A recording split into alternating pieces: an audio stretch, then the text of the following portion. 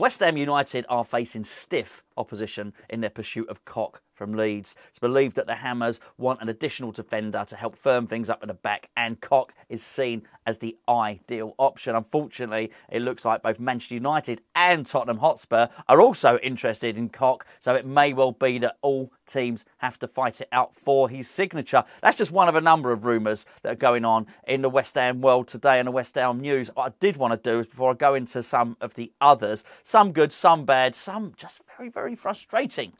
It was actually I think it was a message from somebody called, let me just check, I think it was Mr. D. Menace. Oh, sorry, the D. Menace.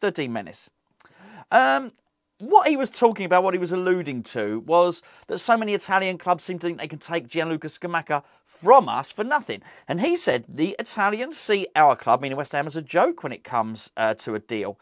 Anderson and Vlasic come to name quite a few. Basically, he's suggesting that a lot of these Italian clubs see West Ham as an easy touch, somebody that you can make easy money on. And I sort of get his point, actually. I don't think he makes a bad point there at all. I think probably if you look at the Vlasic deals, and obviously we got Vlasic from CSKA Moscow, but we've loaned him out to Torino, and they seem to think they can move the goalposts and do whatever they want. And at the point where Torino don't get Vlasic for the sum of money that they want to, they're going to actually report us to FIFA and remind FIFA that actually we owe money to CSKA Moscow. Why we would continue to do business with Torino, if that is the case, and I don't know that to be the case. It's just something that I've read, but you all would have read it as well. If that's allegedly what they've done, then why would we do business with them? I'd just say, you know what, forget it, we'll have him back. Honestly. And then the other one is obviously Felipe Anderson. I mean, we got royally stitched up on that transfer and he ended up going back to Italy for a pittance. So I understand why we might be seen as a soft touch. But this is what I would say. If that is the case, that swings both ways. They can see us as a soft touch because we've been, basically, they've been able to get a really, really good deal off of us. But it works both ways as much as, well, we've probably had enough. We're probably sick as a club of getting done over by Italian clubs. So actually, I'm quite pleased that things have changed. I'm quite pleased that we've said no to these Italian clubs. Actually, you're not doing what you want. And actually, maybe West Ham, well, firstly, we beat one of their clubs in the final, so there you go, have that as a soft touch. And secondly, actually, no, you're not having a swap deal. Basically, if you want our player, Gianluca Scamacca, and he is our player, he might be Italy's number 9, but he is West Ham's player, then you're going to have to come up with something that is beneficial to us. Otherwise, we might as well just keep him. No benefit to him going out on loan at all. A couple of stories I do want to deal with. I think the first one is, let's deal with Conor Gallagher. We spoke about Conor Gallagher yesterday. Fabrizio Romano tweeted about Conor Gallagher, said he understands Conor Gallagher is not involved in negotiations for Casiado. The Casiado deal. It is understood that Brighton might be looking to sell him to Chelsea. I don't know much about it at all. But it was rumoured that maybe he might be part of a make-weight. Brighton don't want him, which is absolutely fine. But apparently Newcastle want him, and so do West Ham. But this goes back to what I was saying yesterday. And we have an advantage over Newcastle. They might have all the money in the world. Tottenham were interested and might be signing James Maddison. Well, that's what Fabrizio Romano said anyway. West Ham have got something Chelsea want. That's what I said yesterday. So I do find that very, very interesting indeed. What is clear, reading between the lines, is that I think he's not overly... Looks like he's overly going to be involved with Pochettino's Chelsea as it goes forward. So I found that to be quite interesting, certainly. Let's go with Harvey Barnes. This is a Harvey Barnes story. Don't like this story, actually. West Ham reportedly expected to step up their interest in Leicester City forward Harvey Barnes once the deal to sell Declan Rice is complete. I don't think that's a good idea. I think there's somewhere between panicking that we haven't bought anyone yet and actually, we'll just have a relax on this one. Nothing to worry about. No, I don't think you can afford to do that. And I think if you've identified, and I'm not sure that we have, but let's just say that someone at the club has identified Harvey Barnes, he's the man, that's the guy we want. That's a bit of Russian roulette, isn't it, I think? Waiting until we've sold Declan Rice. What's the point in having billionaire owners? And we've got 2 separate billionaire owners. As the last time I checked, David Sullivan was a billionaire. And obviously Daniel Kretinsky is a multi-billionaire. What's the point in having those people with that much capital behind them if they can't just fund the purchase of Harvey Barnes, and then when the Declan Rice money comes in, then we go and pay that back. What's the problem there? That's not financial fair play or anything like that. If we're confident that we're going to get the money back, I don't see the problem there at all.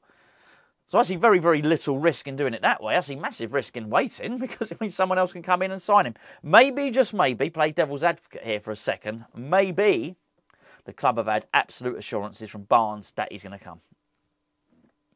I guess any of those could be true. Didn't like the story, not one little bit at all. Kyle Walker. A lot of people poo-pooing Kyle Walker. Got left out of the Champions League final, of course. And he's been tweaking things around, hasn't he? I think since they lost Cancelo, Man City to Bayern Munich. I think that might have been something that prompted a change of the system. He seems to play sort of 4 centre-backs, not that any of them really play in those positions. It has appeared that there's not much scope for Walker there to be involved. Now, I'm not sure this is the case. And the reason I say this is Guardiola has form for this. Players go out of favour, they come back in. There's been times when Grealish has been out of favour, he's come back in. Foden's been out of favour, comes back in. Mahrez don't play for a while. I remember Bernardo Silva not playing so much he thought he would have to leave, but he comes back in. I think Walker's time will come again, and I do think he's a really, really good player. So I'm not sure he needs to be in a hurry to leave. Okay, I think his nose is a bit put out of joint, that maybe he didn't start the final, but it's Man City. You can't really be guaranteed to start, possibly, unless you are Kevin De Bruyne, maybe Ederson, I guess Haaland, who is guaranteed to start. I just don't know. So that's just going to be one of the things that happens when you play for one of those clubs. Anyway, I thought this was interesting because a lot of people say, no, don't want him at West Ham. Don't want him at West Ham. I can't join in on that. Even at 33 years of age, Kyle Walker is more than good enough to play for West Ham. He really is. I think if we had the chance to sign him, I think we'd be probably quite silly not to. Look, in a deal that broke the bank, no, maybe not. Maybe not. You know, do we go and sign him for 150 grand a week and make him a most expensive player? No. But if he actually wants to leave, he's got to know he's not going to go. If he wants to leave Man City for first team football, he's not going to go to Paris Saint-Germain, is he? He ain't going to go to Bayern Munich. He's going to go to a club that I guess are less successful than Man City. So he's going to get the first team. Well, if that's us, then he can't really expect to go to a lesser club and get more money. It just ain't going to happen. So I think it comes down to it. So, you know, he's 33. He's still quick as pants. As somebody said, he's still one of the quickest players in the Premier League. Still the quickest player at Man City. He might remain like that for another 2 years. You know what? A player that plays well for 2 years is still a very, very good player. There's no doubt about that at all.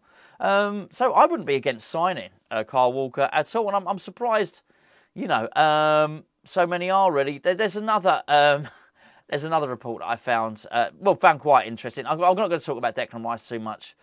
Everyone else is expecting it to come in. There's no point talking about it because we don't know anything more. And by the time this video airs, and a lot of you have watched it, it'll be halfway through Monday, and maybe something else has happened. So I don't want to overly talk about it. And what I do find interesting is what seems to be heating up about the conversation about having a captain. Now, this is really, really interesting because I think we probably need to go out and buy one. I've discussed it all before. Was interested in the interview we did with Julian Dix, and he didn't think it was that important, which I do think is interesting. But what I would say is Dixie's team had a load of leaders in it, you know, particularly his second stint at West Ham, actually both stints at West Ham. There's a lot of leaders. So I don't think West Ham are blessed like that. So actually, I do think somebody with a lot of character, a lot of personality, and some leadership qualities coming in might well be a really, really good thing to do. Anyway, what I did, just going back to the start of the video, because I was mentioning a few players that we might have been linked with. The Conor Gallagher we've done already. There's lots and lots of stuff, and it goes back to Koch. And what I thought I would do, by the way, at the end of this, I really struggled at the start of the video. I kept on having giggling fits. I kept on stumbling over my words. I couldn't actually get the phrase out. West Ham faced stiff opposition over Koch. So not to be too self-indulgent, I'm going to put a few outtakes at the end of it because I just think you might find it mildly amusing me trying to battle, even at the age of 49 years of age, still giggling like a bloody school kid because I'm having to say the word cock and firming up and stiff opposition. It's quite pathetic, really, but I'll pop that on at the end. What I do want to start doing again, do you remember we did it with Kurt Zuma? And what I did was I was Googling him. And when you Google somebody, it brings up their questions. So I actually did Google Robin Koch. It's not to be confused with Robin Hood. They're very, very different. Robin Hood far more benevolent than Robin Koch. So you type it into Google, and then as you scroll down the Google page, it will say, people also ask. So here are the top questions. That's the top 10 from, you don't even bloody remember, Top of the Pops. Probably most of you don't even bloody remember. Anyway, the top question is, how much did Leeds pay for Robin Koch? That's fine. How old is Robin Koch? That's fine. What number is Robin Koch? I think they mean his shirt number, not his phone number. Where does Robin Koch play? These are all absolutely, I think, relevant questions if you want to find out about Robin Koch. Question number 5.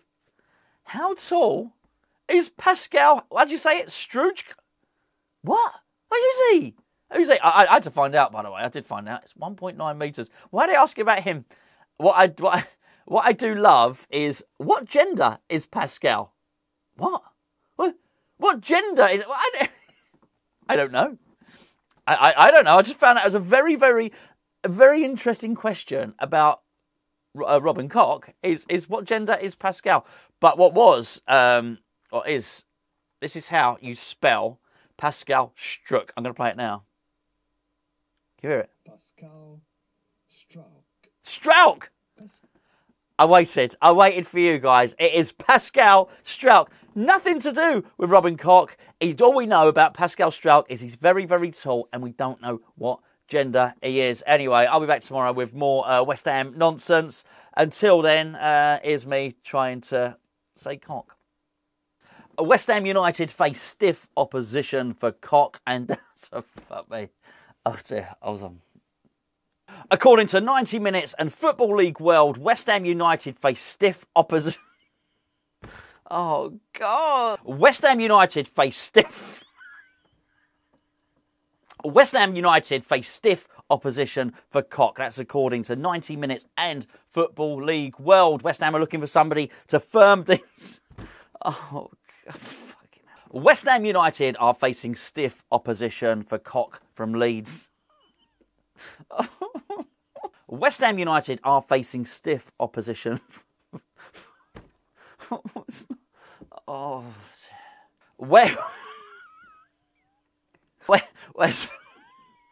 West Ham United face stiff opposition from. Oh man! Oh, what's wrong with you? Come on.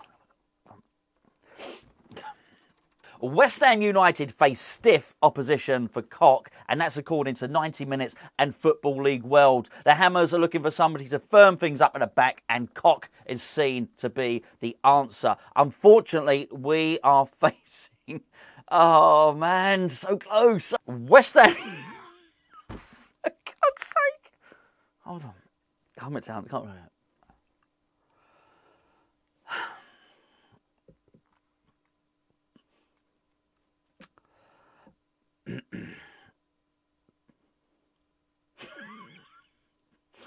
Oh, God.